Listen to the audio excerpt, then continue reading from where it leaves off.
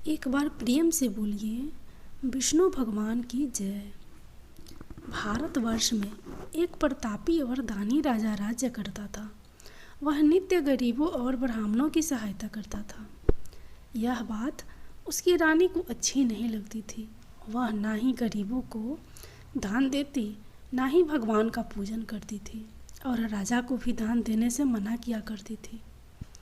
एक दिन राजा शिकार खेलने वन को गए हुए थे तो रानी महल में अकेली थी। उसी समय बृहस्पति देव साधु वेश में राजा के महल में भिक्षा लेने के लिए गए और भिक्षा मांगी। रानी ने भिक्षा देने से इनकार किया और कहा, हे साधु महाराज, मैं तो दान पुण्य से तंग आ गई हूँ। मेरा पति सारा धन लुटाते रहते हैं। मेरी इच्छा है कि हमारा धन नष्ट हो जाए, फिर मैं आराम से रहूँगी। न रहेगा बाँस न बाजेगी बाँसुरी। साधु ने कहा, देवी तुम तो बड़ी विचित्र हो। धन संतान तो सभी चाहते हैं। पुत्र और लक्ष्मी तो पापी के घर भी होने चाहिए।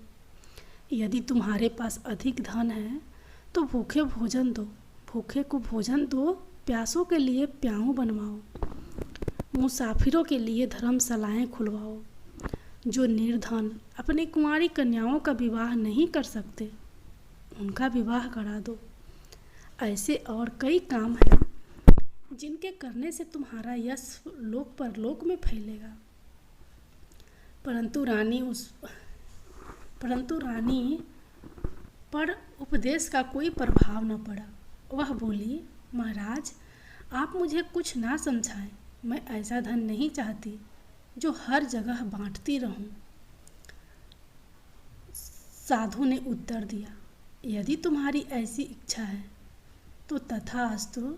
तुम ऐसा करना कि बृहस्पतिवार को घर पीली मिट्टी से लिपना, पीली मिट्टी से अपना सिर धोकर स्नान करना, भट्टी चढ़ाकर कपड़े धोना और बृहस्पतिवार के दिन मांस मंदिरा खाना और राजा से कहना वो हजामत करवाए। ऐसा करने से आपका सारा धन नष्ट हो जाएगा। इतना कहकर वह साधु महाराज वहाँ से अलोप हो गए।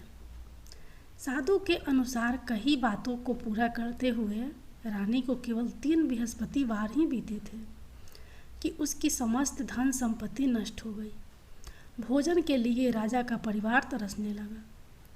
एक दिन राजा ने रानी से बोला कि हे रानी, तुम यहीं रहो, मैं दूसरे देश को जाता हूँ, क्योंकि यहाँ पर सभी लोग मुझे जानते हैं। इसलिए मैं कोई छोटा कार्य नहीं कर सकता। ऐसा कहकर राजा परदेश चला गया। वहाँ वह जंगल से लकड़ी काट कर लाता और शहर में बेचता। इस तरह वह अपना जीवन व्यतीत करने लगा। इधर राजा के परदेश जाते ही रानी और दासी दुखी रहने लगी।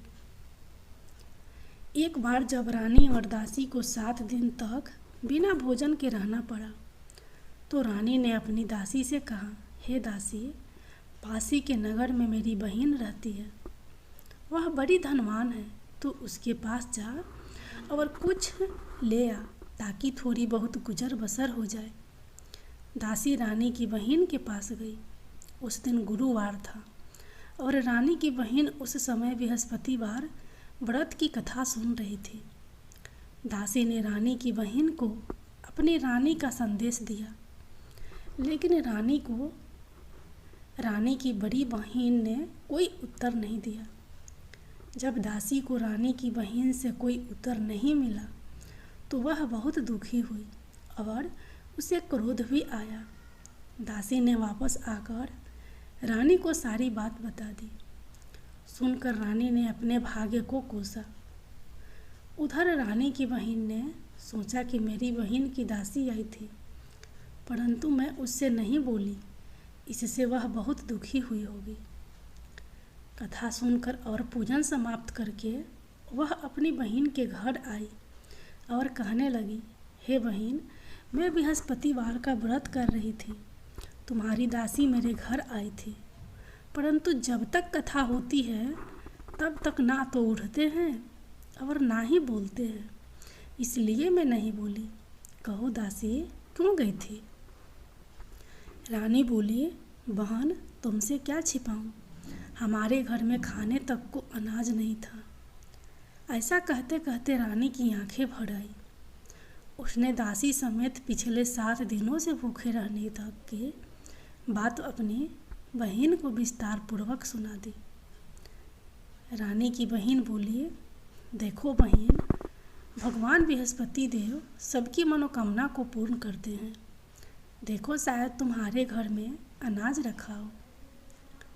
पहले तो रानी को विश्वास नहीं हुआ, पर बहन के आग्रह करने पर उसने अपनी दासी को अंदर भेजा तो उसे सचमुच अनाज से भरा एक घड़ा मिल गया। यह देखकर दासी को बड़ी हैरानी हुई। दासी रानी से कहने लगी, हे रानी, जब हमको भोजन नहीं मिलता तो हम व्रत ही तो करते हैं, इसलिए क्यों न इनसे व्रत और कथा की विधि पूछ ली जाए ताकि हम भी व्रत कर सकें। तब रानी ने अपनी बहन से बृहस्पतिवार व्रत के बारे में पूछा। उसकी बहन ने बताया, बृहस्पतिवार के व्रत में चने की दाल और मुनाका से विष्णु भगवान का केले की जड़ में पूजन करें तथा दीपक जलाएं, व्रत कथा सुने और पीला भोजन ही करें। इससे बृहस्पति देव प्रसन्न होते हैं। व्रत और पूजन विधि बताकर रानी की बहन अपने घर को लौट गई। 7 दिन बाद जब गुरुवार आया तो रानी और दासी ने व्रत रखा। घुड़साल में जाकर चना और गुड़ लेकर आई। फिर उससे केले की जड़ तथा विष्णु भगवान का पूजन किया। अब पीला भोजन कहाँ से आए? इस बात को लेकर दोनों बहुत दुखी थे। चूँकि उन्होंने व्रत रखा था, इसलिए बृहस्पति देव उनसे प्रसन्न थे। इसलिए वे एक साधारण व्यक्ति का रूप धारण कर 2 थालों में सुंदर पीला भोजन दासी को दे गए। भोजन पाकर दासी प्रसन्न हुई और फिर रानी के साथ मिलकर भोजन ग्रहण किया। उसके बाद वे सभी गुरुवार को व्रत और पूजन करने लगी। बृहस्पति भगवान की कृपा से उनके पास फिर से धन संपत्ति आ गई, परंतु रानी फिर से पहले की तरह आलस्य करने लगी। तब दासी बोली, देखो रानी, तुम पहले भी इस प्रकार आलस्य करती थी। तुम्हें धन रखने में कष्ट होता था, इस कारण सभी धन नष्ट हो गया। और अब जब भगवान बृहस्पति की कृपा से धन मिला है तो तुम्हें फिर से आलस होता है। रानी को समझाते हुए दासी कहती है कि बड़ी मुसीबतों के बाद हमने यह धन पाया है, इसलिए हमें दान पुण्य करना चाहिए, भूखे मनुष्यों को भोजन कराना चाहिए और धन को शुभ कार्यों में खर्च करना चाहिए, जिससे तुम्हारे कुल का यश बढ़ेगा, स्वर्ग की प्राप्ति होगी और पितृ प्रसन्न होंगे। दासी की बात मानकर रानी अपना धन शुभ कार्यों में खर्च करने लगी, जिससे पूरे नगर में उसका यश फैलने लगा। एक दिन राजा दुखी होकर जंगल में एक पेड़ के नीचे आसन जमा कर बैठ गया। वह अपनी दशा को याद करके व्याकुल होने लगा। बृहस्पतिवार का दिन था। एकाएक उसने देखा कि निर्जन वन में एक साधु प्रकट हुए। वह साधु वेश में स्वयं बृहस्पति देवता थे। लकड़हारे के सामने आकर बोले, हे लकड़हारे, इस सुनसान जंगल में तू चिंता मगन क्यों बैठा है? लकड़हारे ने दोनों हाथ जोड़कर प्रणाम किया और उत्तर दिया, महात्मा जी, आप सब कुछ जानते हैं, मैं क्या कहूँ? कहकर रोने लगा और साधु को अपनी आत्मकथा सुनाई। महात्मा जी ने कहा, तुम्हारी स्त्री ने बृहस्पतिवार के दिन बृहस्पति भगवान का निरादर किया, जिसके कारण रुष्ट होकर उन्होंने तुम्हारी यह दशा कर दी। अब तुम चिंता को दूर करके मेरे कहने पर चलो, तुम्हारे सब कष्ट दूर हो जाएंगे। भगवान पहले से भी अधिक संपत्ति देंगे। तुम बृहस्पति के दिन कथा किया करो। 2 पैसे के चने मुनाका लाकर उसका प्रसाद बनाओ और शुद्ध जल से लोटे में शक्कर मिलाकर अमृत तैयार करो। कथा के पश्चात अपने सारे परिवार और सुनने वाले प्रेमियों में अमृत व प्रसाद बांटकर आप भी ग्रहण करो। ऐसा करने से भगवान तुम्हारी सब मनोकामनाएं पूरी करेंगे। साधु के ऐसे वचन को सुनकर लकड़हारा बोला, हे प्रभु, मुझे लकड़ी बेचकर इतना पैसा नहीं मिलता जिससे भोजन के उपरांत कुछ बचा सकूं। मैंने रात्रि में अपनी रानी को व्याकुल देखा है। मेरे पास कुछ भी नहीं है जिससे मैं उसकी खबर मंगा सकूं। साधु ने कहा कि हे लकड़हारे, तुम किसी बात की चिंता मत करो। बृहस्पति के दिन तुम रोजाना की तरह लकड़ियां लेकर शहर को जाओ। तुमको रोज से दुगुना धन प्राप्त होगा जिससे तुम भली भांति भोजन कर लोगे तथा बृहस्पति देव की पूजा का सामान भी आ जाएगा। इतना कहकर साधु अंतर्ध्यान हो गए। धीरे धीरे समय व्यतीत होने पर फिर वहीं बृहस्पतिवार का दिन आया। लकड़हारा जंगल से लकड़ी काटकर किसी शहर में बेचने गया। उसे उस दिन और दिन से अधिक पैसा मिला। राजा ने चना गुड़ आदि लाकर गुरुवार का व्रत किया। उस दिन से उसके सभी कलेश दूर हुए। परंतु जब दोबारा गुरुवार का दिन आया तो बृहस्पतिवार का व्रत करना भूल गया। इस कारण बृहस्पति भगवान नाराज हो गए। उस दिन उस नगर के राजा ने विशाल यज्ञ का आयोजन किया तथा शहर में यह घोषणा करा दी कि कोई भी मनुष्य अपने घर में भोजन ना बनावे, न आग जलावे। समस्त जनता मेरे यहाँ भोजन करने आवे। इस आज्ञा को जो न मानेगा उसे फांसी की सजा दी जाएगी। इस तरह की घोषणा संपूर्ण नगर में करवा दी गई। राजा की आज्ञा अनुसार शहर के सभी लोग भोजन करने गए, लेकिन लकड़हारा कुछ देर से पहुंचा, इसलिए राजा उसको अपने साथ घर लिवा ले गए और ले जाकर भोजन करा रहे थे तो रानी की दृष्टि उस खूंटी पर पड़ी जिस पर उसका हार लटका हुआ था। वह वहाँ पर दिखाई नहीं दिया। रानी ने निश्चय किया कि मेरा हार इस मनुष्य ने चुरा लिया है। उसी समय सिपाहियों को बुलाकर उसको कारागार में डलवा दिया गया। जब लकड़हारा कारागार में पड़ गया और बहुत दुखी होकर विचार करने लगा कि न जाने कौन से पूर्व जन्म के कर्म से मुझे यह दुख प्राप्त हुआ है, और उसी साधु को याद करने लगा जो कि जंगल में मिला था। उसी समय तत्काल बृहस्पति देव साधु के रूप में प्रकट हुए और उसकी दशा को देखकर कहने लगे, अरे मूर्ख, तूने बृहस्पति देव की कथा नहीं करी, इसी कारण तुझे दुख प्राप्त हुआ है। अब चिंता मत कर। बृहस्पतिवार के दिन कारागार के दरवाजे पर 4 पैसे पड़े मिलेंगे।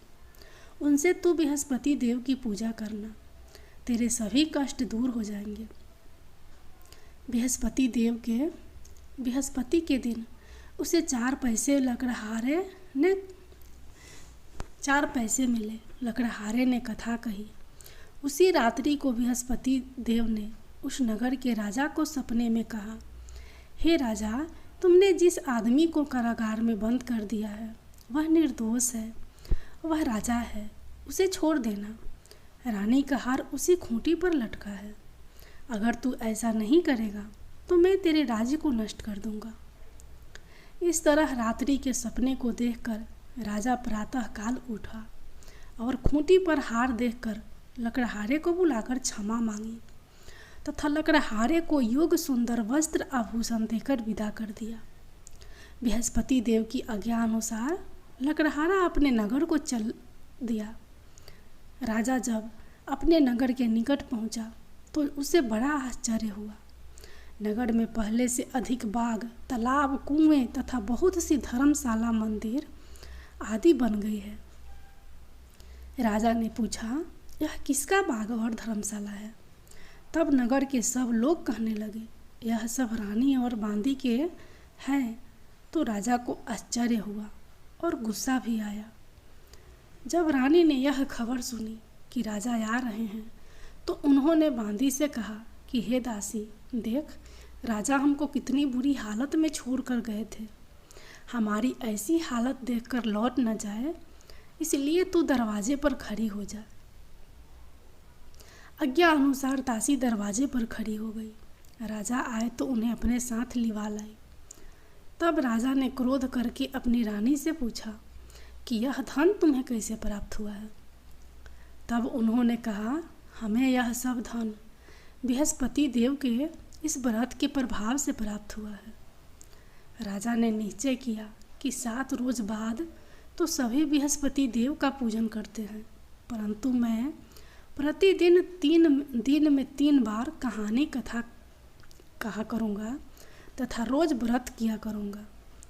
अब हर समय राजा के दुपट्टे में चने की दाल बंधी रहती तथा दिन में 3 बार कहानी कहता। एक रोज राजा ने विचार किया कि चलो अपनी बहन के यहाँ हो आवे। इस तरह निश्चय कर राजा घोड़े पर सवार हो अपनी बहन के यहाँ को चलने लगा। मार्ग में उसने देखा कि कुछ आदमी एक मुर्दे को लिए जा रहे हैं।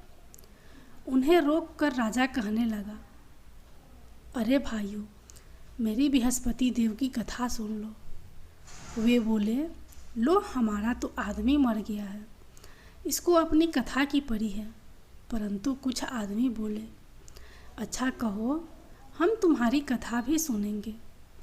राजा ने दाल निकाली और जब कथा आधी हुई कि मुर्दा हिलने लग गया और जब कथा समाप्त हो गई तो राम राम करके मनुष्य उठकर खड़ा हो गया।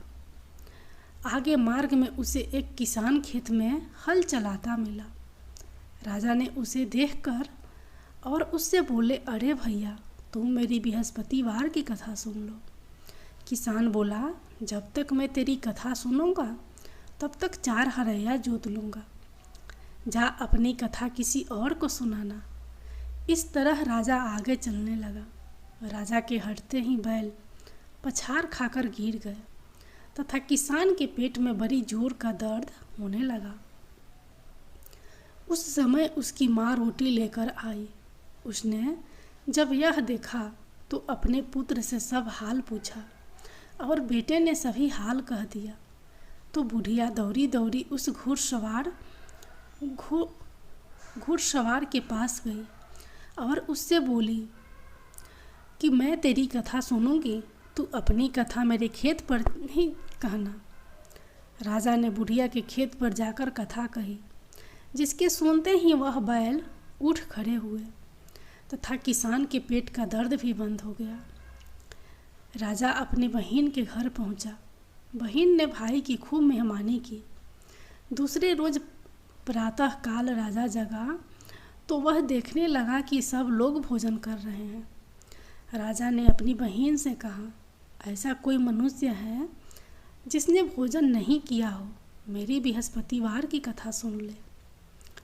बहन बोली, हे भैया, यह देश ऐसा ही है कि पहले यहाँ लोग भोजन करते हैं, बाद में कोई काम करते हैं।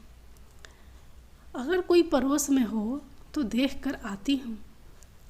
वह ऐसा कहकर देखने चली गई, परंतु उसे कोई ऐसा व्यक्ति नहीं मिला जिसने भोजन ना किया हो। पूरे गांव घूम ली। अतः वह एक कुम्हार के घर गई जिसका लड़का बीमार था। उसे मालूम हुआ कि उनके यहाँ 3 रोज से किसी ने भोजन नहीं किया है। रानी ने अपने भाई की कथा सुनने के लिए कुम्हार से कहा। वह तुरंत तैयार हो गया।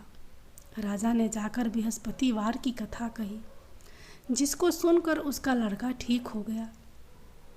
अब तो राजा की प्रशंसा होने लगी। एक रोज राजा ने अपने बहन से कहा कि हे बहन, हम अपने घर को जाएंगे, तुम भी तैयार हो जाओ। राजा की बहन ने अपनी सास से कहा। सास ने कहा, हाँ चली जा, परंतु अपने लड़कों को मत ले जाना, क्योंकि तेरे भाई के कोई औलाद नहीं है। बहन ने अपने भैया से कहा, हे भैया, मैं तो चलूँगी, पर कोई बालक नहीं जाएगा। राजा बोला, जब कोई बालक नहीं जाएगा, नहीं चलेगा, तब तुम ही जाकर क्या करोगी? बड़े दुखी मन से राजा अपने नगर को लौट आया। राजा ने अपनी रानी से कहा, हम निसंतान हैं, हमारा मुंह देखने का धर्म नहीं है और कुछ भोजन आदि नहीं किया। रानी बोली, हे प्रभु, बृहस्पति देव ने हमें सब कुछ दिया है, वह हमें औलाद अवश्य देंगे। उसी रात को बृहस्पति देव ने राजा से सपने में कहा, हे राजा, उठ, सभी सोच त्याग दे, तेरी रानी गर्भ से है। राजा की यह बात सुनकर बड़ी खुशी हुई। 9वें महीने में उसके गर्भ से एक सुंदर पुत्र पैदा हुआ। तब राजा बोला, हे रानी, स्त्री बिना भोजन के रह सकती है, पर बिना कहे नहीं रह सकती। जब मेरी बहन आवे, तुम उससे कुछ कहना मत। रानी ने सुनकर हाँ कर दिया। जब राजा की बहन ने यह शुभ समाचार सुना तो वह बहुत खुश हुई तथा बधाई लेकर अपने भाई के यहाँ आई। तब रानी ने कहा, घोड़ा चढ़कर तो नहीं आई, गधा चढ़ी आई। राजा की बहन बोली, भाभी मैं इस प्रकार ना कहती तो तुम्हें औलाद कैसे मिलती? बृहस्पति देव ऐसे ही हैं, जैसी जिसके मन में कामनाएं हैं सभी को पूर्ण करते हैं। जो सद्भावनापूर्वक बृहस्पतिवार का व्रत करता है एवं कथा पढ़ता है अथवा सुनता है, दूसरों को सुनाता है, बृहस्पति देव उसके सभी मनोकामना को पूर्ण करते हैं।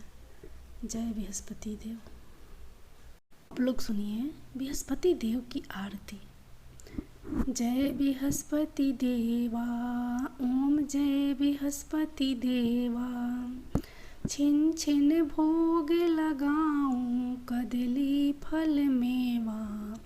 ओम जय बृहस्पति देवा, जय बृहस्पति देवा, तुम पूर्ण परमात्मा, तुम अंतर्यामी, जगत पिता जगदीश्वर, तुम सबके स्वामी। ओम जय बृहस्पति देवा, जय बृहस्पति देवा, चरणामित्र निर्ज निर्मल, सब पातक हरता, सकल मनोरथ दायक, कृपा करो भरता। ओम जय बृहस्पति देवा, जय बृहस्पति देवा, तन मन धन अर्पण कर, जो जन शरण पड़े, प्रभु प्रकट तब हो करे, आकर द्वार खरे। ओम जय बृहस्पति देवा, जय बृहस्पति देवा, दीन दयाल दयानिधि, भक्तन हितकारी, पाप दोष सब हरता, भव बंधन हारी। ओम जय बृहस्पति देवा, जय बृहस्पति देवा, सकल मनोरथ दायक, सब संशय हारो, विषय विकार मिटाओ, संतन सुख हारी। ओम जय बृहस्पति देवा, जय बृहस्पति देवा, जो कोई आरती तेरी प्रेम सहित गावे, जेठानंद आनंद करे, सो नीचे पावे। ओम जय बृहस्पति देवा, जय बृहस्पति देवा।